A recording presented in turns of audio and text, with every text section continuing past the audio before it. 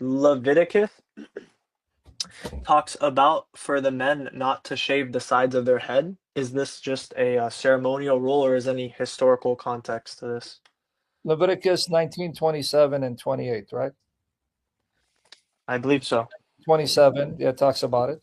And then 28 as well. That's the context of not tattooing. And what's the context, mister?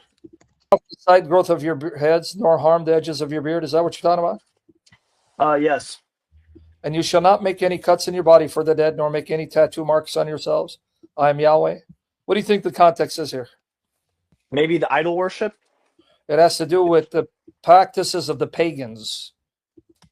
So you don't imitate the pagans and their practices, which are done in submission to and service to their gods and goddesses, right? Right. So then why would that be applicable to us today?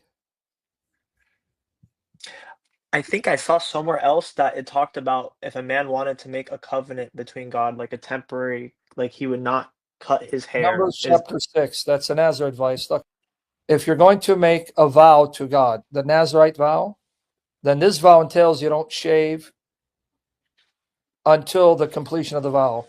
How would this then stand in violation of this passage when it's talking about not doing something in imitation of pagan practices which are done in service of their gods and goddesses?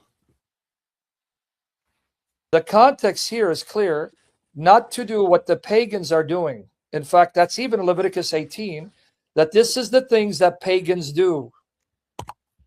So God is marking out particular practices that pagans do in service to their gods and goddesses that he wants Israel to refrain from, to be different than them.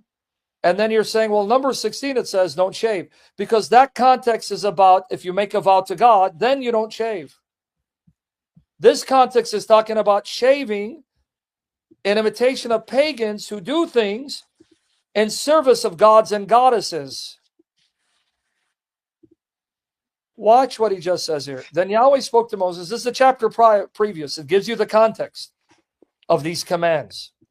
Speak to the sons of Israel and say to them, I'm Yahweh your God. You shall not do according to what is done in the land of Egypt, where you live, nor you do according to what is done in the land of Canaan, where I'm bringing you. See? Don't do the practices of these pagan nations. And then he lists some of their abominable, gross sexual perversions that they are to avoid, and sacrificing their children to the god Molech, and then other things that mark out paganism.